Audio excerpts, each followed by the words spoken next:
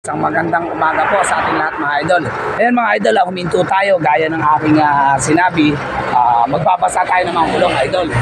Ayan, sobrang init po kasi ng kalsadahan mga idol. Nagbabasa kami ngayon para makaiwas tayo sa pagputok ng mga gulong. Ayan mga idol. Isa-isahin natin ang bawat mga truck nagbabasa po. Kasi po sobrang init ng panahon dito sa Region 10, Misamis Oriental mga idol. Mga idol, kung mapapansin nyo, ang bawat truck binabasa natin ng mga gulong. Yan. Para makaiwas po tayo. Sobrang init mga idol. Kailangan natin basahin ng mga lining o mga gulong. Sobrang init po. Yan, kung mapapansin nyo mga idol, umuusok mga idol sa sobrang init niya. Yan po tinatawag na pagbabasa ng mga gulong o pagbabasa ng mga lining ng truck mga idol.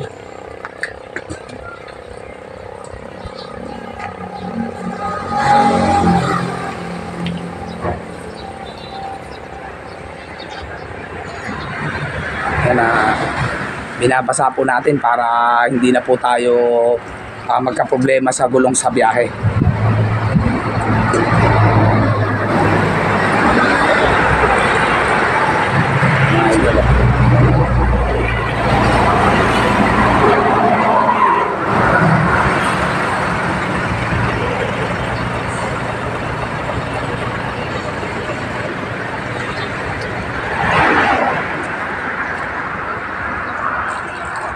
Yan na, umuusok mga idol.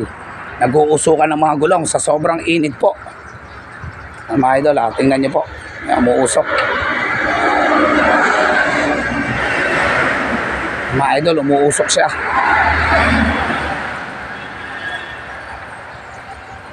Napakainit po kasi ng singaw at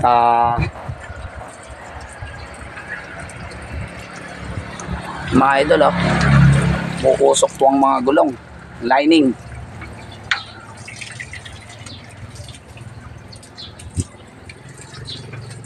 Kaya kailangan po talagang basahin mga idol.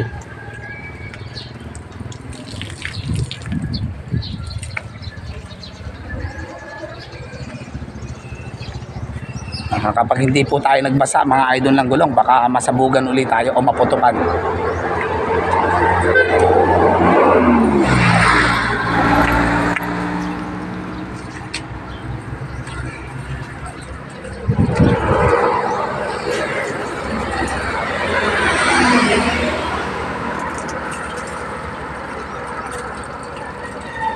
Butas pala yung rim natin to. Bukod sa sumisingoy goma, butas pala yung rim. Welding.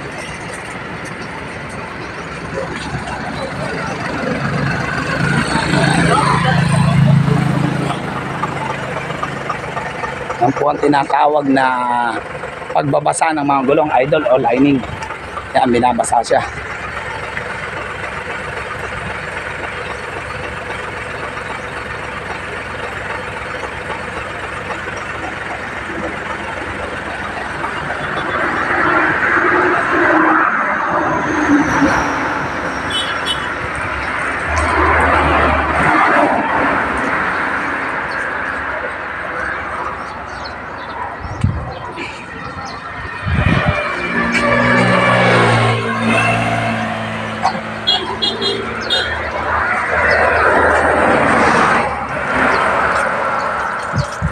Yan, umuusok idol. Ganyan po kainit.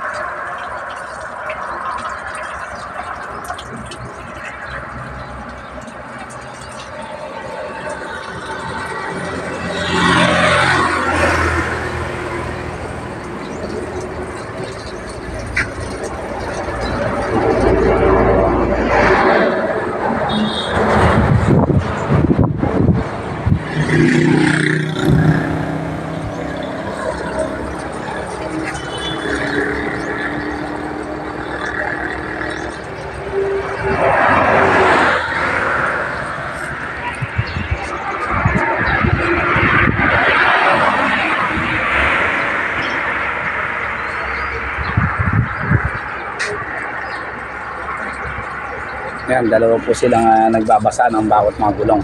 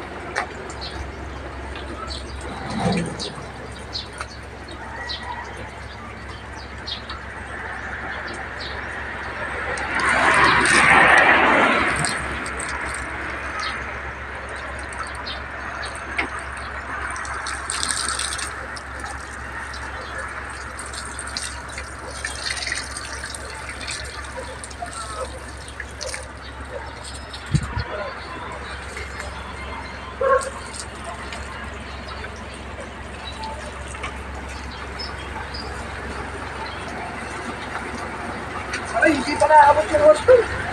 Bahala ko dito naman tatanggap niya. Tapos, ay, yung isa.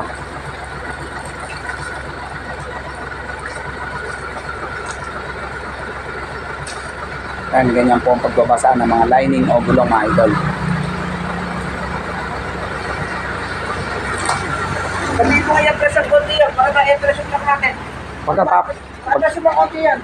Hindi ba check up yung gulong? Pagkatapos,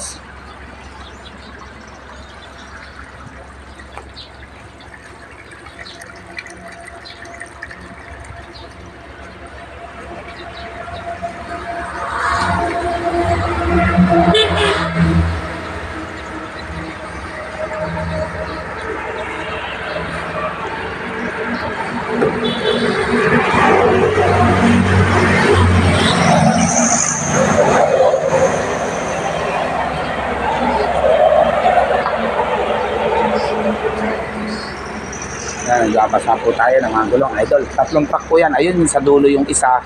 Nandito yung dalawa. Dalawang asol at isang pool lang po ang natitira mga idol. Yung tatlong puti po, nasa unahan na natin.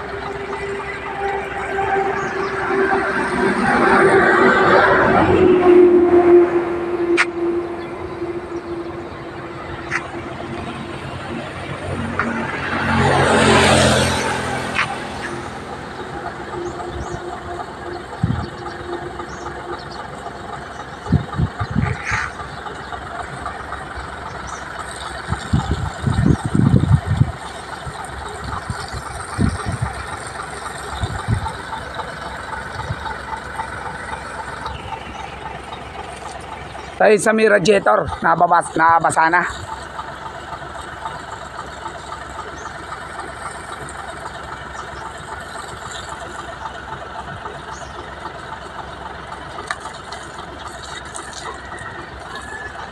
Nasa may radiator, basain para malamig.